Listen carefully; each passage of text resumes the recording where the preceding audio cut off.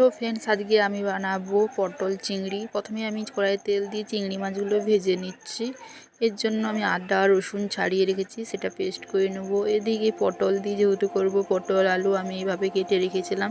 কড়াইয়ে তেল দিয়ে পটলগুলো নুন হলুদ দিয়ে আমি ভেজে নিচ্ছি। পটলটা ভাজা হয়ে গেলে সেই তেলে আমি আলুটা ভেজে নেব। তারপর আমি পেঁয়াজ আর টমেটো কেটে রেখেছিলাম। কড়াইয়ের মধ্যে আমি পেঁয়াজ আর টমেটোটা ভেজে নেওয়ার পর আদা রসুনের পেস্টটা দিয়ে দেবো। তার সাথে কাঁচা লঙ্কা পেস্ট করা ছিল, সেটা দিয়ে কষিয়ে দিয়ে দিচ্ছি আমি হলুদ গুঁড়ো, জিরা গুঁড়ো, ধনে গুঁড়ো, লঙ্কা গুঁড়ো। তারপর কষিয়ে আমি পটল আর আলুটা দিয়ে ভালো করে কষিয়ে নেব। যারা আমার ইউটিউব থেকে দেখছো তারা আমার ইউটিউব চ্যানেলটা সাবস্ক্রাইব করে নেবে। যারা ফেসবুক পেজ থেকে দেখছো ফেসবুক পেজটা ফলো করে নেবে। প্রথমে জল দিয়ে ঢাকা দিয়ে সিদ্ধ করতে দিয়ে দিচ্ছি। আমার সিদ্ধ হয়ে গেলে আমি চিংড়ি মাছটা দিয়ে আরও 2 মিনিট ফুটিয়ে নেব।